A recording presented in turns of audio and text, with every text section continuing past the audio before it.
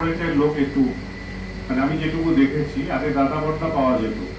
1984 যখন আমি ভারত ইলেকট্রিক্যালে জয়েন করি তখন কিছু দাদা অযাচিত দাদাও ছিল, আর তারা অনেক কিছু বলে দিত যে এইখানে তুমি গাড্ডায় পড়বে, এখানে 99, এখানে সাপ আছে, এখানে সিঁড়ি আছে। পরবর্তীকালে আমি দেখছি যে আমি যত বড় হচ্ছি আর আমার বয়স যত ছোট হয়ে যাচ্ছে বয়স, তখন আমি আর সেরকম দাদা পাচ্ছি না। ডিস্কোতে গেলাম তখন একটা টাউনশিপ জামশেদপুর রাহুল দা সব বানিয়ে হ্যাঁ না একটা চলতো, ইসরাজি দাদা ভাই এরকম ভাবে জীবন চলতো। পরে আমি যখন পিডব্লিউসি এবং আইবিএম, তখন আমার একটা সিরিয়ালের কথা একটা ছেলে বলেছিল, দেবাশিস, যে রাহুল দা একটা জুনুন দেখেছো তুমি? মনে আছে? জুনুন হতো, জুনুন জুনুন বলছে অনেক, হ্যাঁ সিরিয়ালে অনেকগুলো বাড়িতে আলো আলো জ্বলে আছে, কিন্তু আসলে কেউই ওই বাড়িগুলোর মধ্যে খুশি না। সবাই মনে হচ্ছে একটা প্রদীপ জ্বালিয়ে বসেছে, মনে হচ্ছে খুব মজা হচ্ছে, পার্টি হবে, কিন্তু সবাই খুব একা। তো আমি এমএনসির যে জীবন, তখন এই মেন্টার, বাডি, স্টোরি টেলিং এগুলো আমাদের উদ্ভাব করতে হয়, কারণ এগুলো কোথাও একটা হারিয়ে যাচ্ছে। আগে তো দরকার ছিল পাড়ার কাকা দাদা করতে। আমি যখন প্রথম সিগারেট খেয়েছি, 3 পয়সার মুক্তি বলে একটা সিগারেট, 4 দিনের থেকেও সস্তা, আপনার ইন্টারলিতে থাকতো। একটা পাড়ার দাদা প্রথমে হাতের বন্ধ, সে কি তুই মুক্তি খেয়েছিস? জানো বুকের রক্ত জল হয়ে যায়, ফট করে চোখ। তখন আমি বোধহয় 1975 8-এ পড়ি। তো সেই ধরনের দাদা বা সমাজের শিক্ষক তো আর নেই। এখন যদি কেউ মারে তাহলে পুলিশ কেস হয়ে যাবে। তাই জন্য আমি যেটা দেখছি ওভারঅল, যে একটা শিক্ষা এবং শিক্ষক এর প্রয়োজন আছে, এবং যত তাড়াতাড়ি হয় তত ভালো। আর আজকালকার শিশুরা অনেকটা নিজেরাই শিখে যায়, অনেক গ্যাজেটস আছে। আমাদের সময় একজন ছিল, মানে হাদা বোদা টাইপের আমরা ছিলাম, তো একটা লোক ছিল বাপি, বাপি আর লিপি। তো লিপির প্রতি আমার একটু দুর্বলতা ছিল, আমাদের পাশে বাড়িতে থাকতো, একটু বললাম আর কি। তো বাপি অনেক নিচে কথা বলতো, একটা প্লেন ওপর দিয়ে যাচ্ছে, খুব আওয়াজ করতো, আমরা ইন্টারলিতে থাকতাম, বলতো বলতাম হ্যাঁ করে প্লেন যাচ্ছে। বললাম বাপি দেখো প্লেন যাচ্ছে, হ্যাঁ ক্যাপ্টেন বোস খুব রাফ ফ্লাই করছে। তো এটা যে মিছে কথা বোঝার উপায় ছিল, সত্যি ক্যাপ্টেন বোস হয়তো রাফ ফ্লাই করছে। অনেক কিছু কল্পলোক ছিল, অনেক অনেক কিছু তার মধ্যে ভালোও ছিল। অনেক যেমন অনেকগুলো নাম আপনি আর শুনবেন না, স্বপন, স্বরাজ, সুভাষ, এইসব নাম আজকাল আর কেউ রাখে না। আমাদের সময় এরকম নাম কিছু পাওয়া যেত। যে ওপেনিং স্টেটমেন্ট, বেশি হয়ে যাচ্ছে, গভীরে যাব না, ম্যাডাম যেরকম বললেন, আমি সঞ্চালক মহাশয়কে আবার দান করলাম।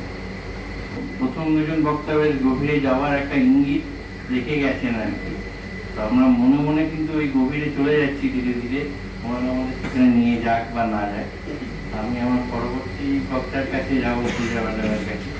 উনিও নিশ্চয়ই অন্তত গভীরে যাওয়ার সেই রাস্তাটা চিনিয়ে দিয়ে যাবেন আপাতত। Good evening everyone.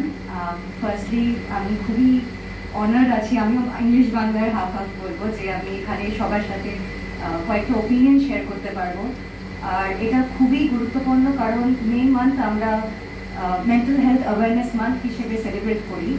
আর এই কথাটা মেবি খুব নর্মালি ক্যাজুয়ালি আমরা যদি ইউজও করি, ওয়ার্ডসগুলো যদি আমরা গভীরে যাই, it's not very casual. Casual বলতে কাউন্সেলিং, থেরাপি, টিচিং প্রোগ্রাম সবই পপুলার হচ্ছে, কিন্তু আমরা প্রত্যেক দিন যদি নিউজ দেখি, আর্টিকেলস পড়ি, আজকেও আই থিঙ্ক আমি দেখেছি যে স্টুডেন্টস যেভাবে ডিপ্রেশনে যাচ্ছে, অ্যাংজাইটিতে যাচ্ছে, যেভাবে আইডেন্টিটি ক্রাইসিস হচ্ছে, ফিউচারে কী করা উচিত কি না, প্রত্যেক দিন এটা নর্মাল নিউজ আমাদের জন্য হয়ে গেছে। আর সেটা শুধু থেরাপিস্টের জন্য চিন্তার ব্যাপার নয়, but parents, extended family members, friends, আর যে কমিউনিটি ম্যাম নিয়ে বললেন, it's a community concern. Stigma যতই আমরা রিডিউস করার চেষ্টা করি না কেন, আমাদের এরকম অ্যাওয়ারনেস প্রোগ্রাম, ডিসকাশনস খুবই ইম্পর্টেন্ট লাগে, যাতে আমরা নর্মালাইজ করতে পারি কিভাবে আমরা ঘরে ঘরে হেল্প করতে পারি। এখানে জাস্ট একটা ছোট্ট আমি এক্সাম্পল দিয়ে বলতে চাই। 16 বছরের একটা মেয়ে আমার কাছে সামনে সেশনে এসেছিল, কনফিডেন্সিয়ালি রাখছি।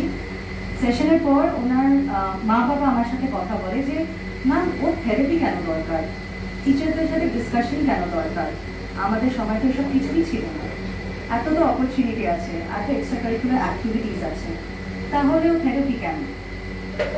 তখন এই স্টিগমাটা থেকে আমরা বুঝতে পারি যে আমাদের গ্রাউন্ড লেভেল এডুকেশন কতটা ইম্পর্টেন্ট। আর গ্রাউন্ড লেভেল মানে শুধু বাচ্চাদের উপর ফোকাস করলে হবে না, প্যারেন্টসদের সাথে হাতে জোর দিয়ে এডুকেশনাল সিস্টেমের সাথে আমরা কীভাবে আরও সাপোর্ট দিতে পারি, একটা অলরাউন্ড হোলিস্টিক ডেভেলপমেন্ট করতে হবে। আশা করি সেই ডিসকাশনটা আমরা আরও বেশি করে হেল্প করতে পারবো, যে কী ব্যারিয়ার্স আছে, কীভাবে আমরা ইনোভেটিভ টেকনিক দিতে পারবো। জাস্ট এটাই বলবো, একটু ওপেন মাইন্ড রাখা খুব ইম্পর্টেন্ট। অনেক মেবি ডিসকাশন হতে পারে যেটা অ্যাজ এ হিউম্যান বিং আমরা যেরকম বিলিফ সিস্টেমে আছি একটু ধাক্কা লাগতে পারে, কিন্তু কনভারসেশন না করলে আমরা স্টিগমা কমাতে পারবো না। অ্যান্ড আই হোপ আমরা যা সলিউশন আজকে ডিসকাস করবো সেটা খাতা কলমে থাকবে না, সেটা আমরা প্র্যাকটিক্যালি ইমপ্লিমেন্ট করতে পারবো, not just for us but for the children and their future. On that note, thank you so much. আমি নেক্সট টাইম। ধন্যবাদ। আমি এখানে আসতে পেরে প্রিভিলেজড অবশ্যই।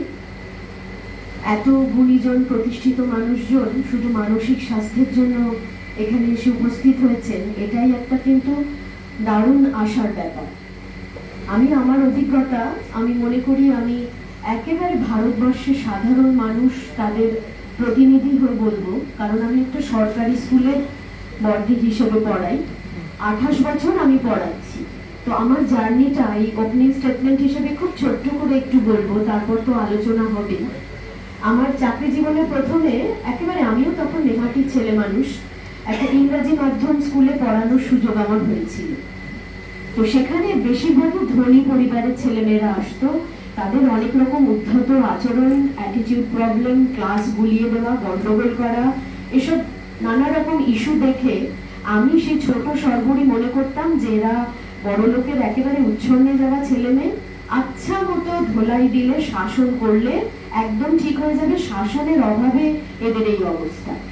তো ক্লাস 8-এর ক্লাস টিচার থাকাকালীন একটি ছেলে হঠাৎ স্কুলে হার্ড ড্রিঙ্কসের বোতল সমেত ধরা পড়ে। তখন তার সাসপেনশন, তাকে সাসপেন্ড করা হবে, মা বাবাকে ডাকা হয়, বকা বকি। তার মধ্যে দিয়ে উঠে আসে একটা ক্লাস 8-এর বাচ্চা ছেলের ভয়াবহ পারিবারিক পরিস্থিতি। আমি এটা 1999 সালের কথা বলছি। তখন প্রথম আমি ওই কাউন্সেলিং শব্দটার সাথে পরিচিত হই, প্রথম জানতে পারি যে ছেলেটির অপরাধ খুব একটা নয়, ওর কাউন্সেলিং লাগবে। এরপরে চাকরি পরিবর্তন করে আমি 17 বছর গ্রামে পড়াতে চলে যাই। সেখানে গিয়ে সম্পূর্ণ বিপরীত চিত্র, অসম্ভব জীবন সংগ্রাম, খেতে পায় না বাচ্চারা ঠিক করে, দীর্ঘ গ্রামের কাদা রাস্তা পার হয়ে স্কুলে আসে, তাদের কাছে মানসিক স্বাস্থ্যটা একটা বিলাসিতা। কিন্তু আমরা টিচাররা খেয়াল করি যে অসম্ভব মেধা থাকা সত্ত্বেও যখন তাদের মুখোমুখি কোনো প্রশ্ন করা হচ্ছে বা পারফর্ম করতে বলা হচ্ছে, তারা একেবারে নিশ্চুপ, একটা কথার উত্তর পর্যন্ত দিতে পারছে না, হাত পা কাঁপছে, গুরুতর আত্মবিশ্বাসের অভাব। তখন আবার সেই জায়গাটায় ফিরে যায়।